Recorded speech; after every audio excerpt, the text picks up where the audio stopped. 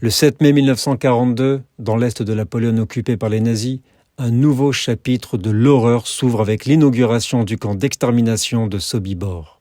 Ce camp, construit dans le cadre de l'opération Action Reinhard, vise à exterminer systématiquement les Juifs du gouvernement général de Pologne. Dès son ouverture, Sobibor fonctionne comme une machine à tuer bien huilée. Les déportés, souvent entassés dans des trains bondés, arrivent au camp et sont immédiatement soumis à une sélection.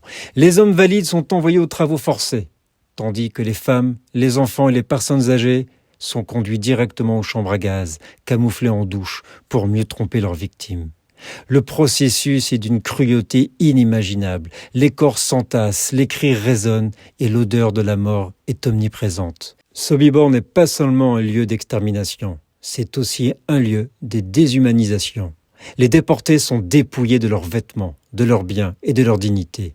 Ils sont réduits à des numéros, des objets que l'on peut briser et jeter à volonté.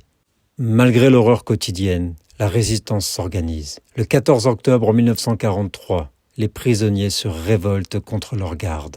C'est l'une des rares révoltes réussies dans un camp d'extermination nazi. Environ 300 prisonniers parviennent à s'échapper, mais la plupart seront traqués et tués.